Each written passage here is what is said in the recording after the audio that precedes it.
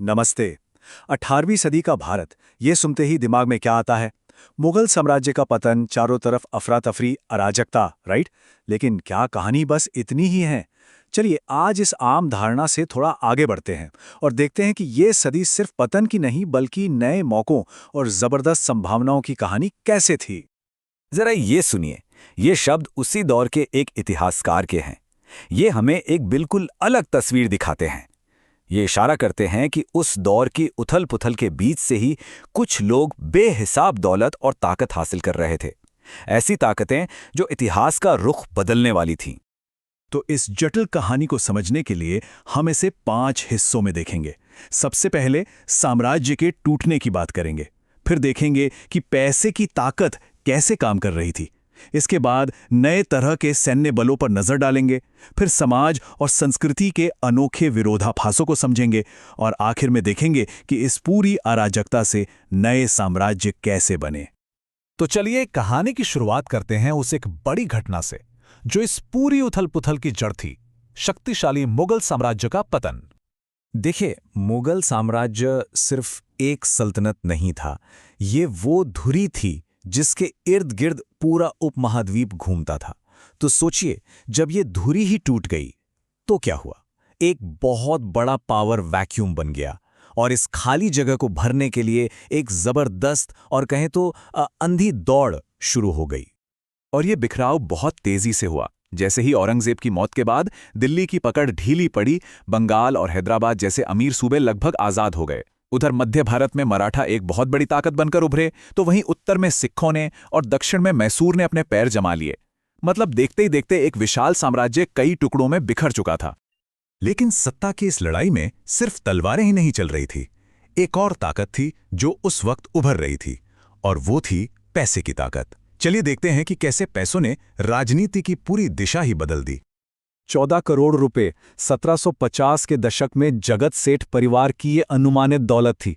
अंदाजा लगाइए, ये उस वक्त बंगाल के पूरे सालाना राजस्व से भी ज्यादा थी। ये आंकड़ा ही उनकी जबरदस्त फाइनेंशियल पावर बताने के लिए काफी है। तो ये जगत सेठ थे कौन? असल में ये राजस्थान के जैन व्यापारी थे जो मुर्शिदाबाद में आ बसे थे।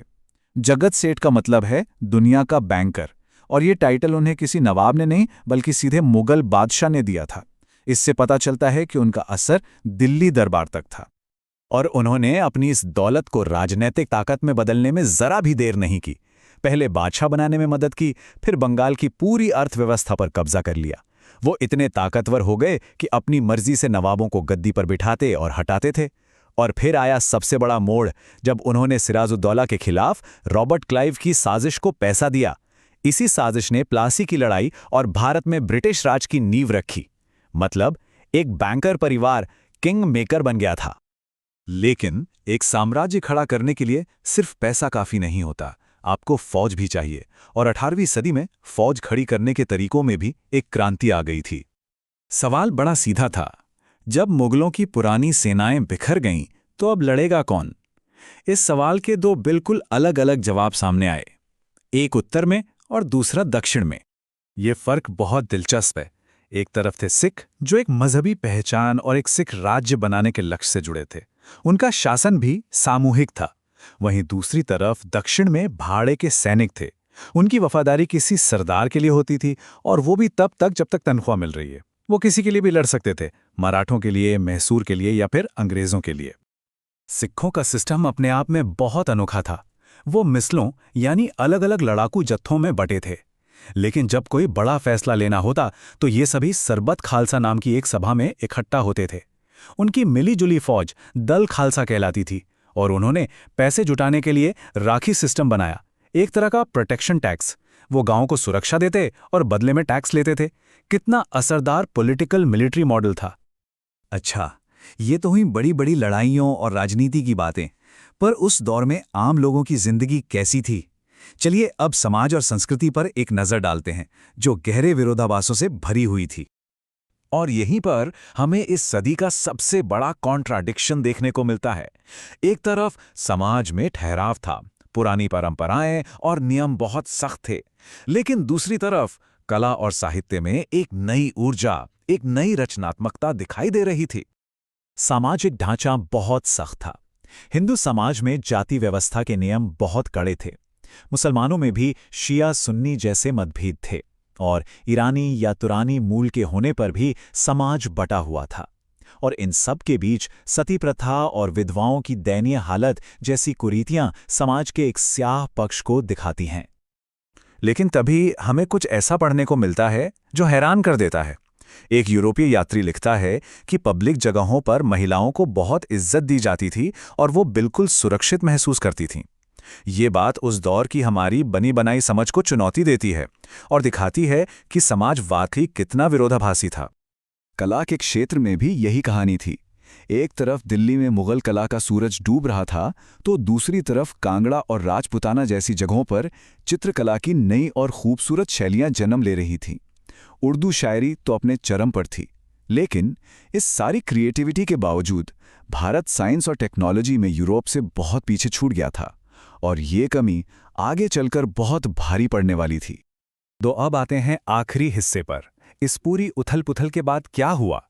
क्या सब कुछ बिखर कर ही रह गया? नहीं, इसी अराजकता की कोख से नए, शक्तिशाली और संगठित राज्य भी जन्मे। पूरी सदी की इस भाग-दौड़ और खींचतान के बाद आखिरकार दो बड़ी ताकतें बाकी सबसे ऊपर उठने लगीं। ये छोटे-छोटे राज्यों को जीतकर या अपने में मिलाकर विशाल साम्राज्य बना रही थीं। एक थे सिख और दूसरे थे अंग्रेज। इनमें से एक थे महाराजा रणजीत सिंह।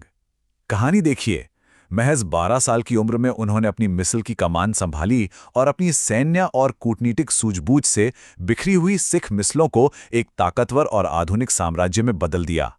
लाहौर पर कब्जा एक बड़ा टर्निंग पॉइंट था और अमृतसर की संधि ने उनके साम्राज्य को एक ठोस आकार दे दिया। और यहीं पर इस कहानी के सारे धागे आकर जुड़ जाते हैं। रणजीत सिंह ने सिख सैन्य मॉडल का इस्तेमाल करके अपना साम्राज्य बनाया और दूसरी तरफ थी ब्रिटिश ईस्ट इंडिया कंपनी। उसने बड़ी चालाकी से भारत की ही ताकतों को भारत के खिलाफ इस्तेमाल किया। उन्होंने जगत सेठ जैसे फाइनेंसरों का पैसा और दक्षिण के भाड़े के सैनिकों की ताकत को मिलाकर एक ऐसी अजेय शक्ति बना ली जिसने धीरे धीरे पूरे उपमहाद्वीप पर कब्जा कर लिया। तो 18वीं सदी अराजकता का युग जरूर थी, पर यह अवसरों का युग भी थी। पुरानी व्यवस्था टूटी तो उसकी जगह नई ताकतों, नई अर्थव्यवस्थाओं और नए राज्यों ने ले ली। तो सवाल यह है कि हम इस सदी को कैसे याद रखें? एक साम्राज्य के दुखद अंत के तौर पर या कई नई कहानियों की एक डायनामिक शुरुआत के तौर पर? इसका जवाब शायद इन दोनों के बीच में ही कहीं है।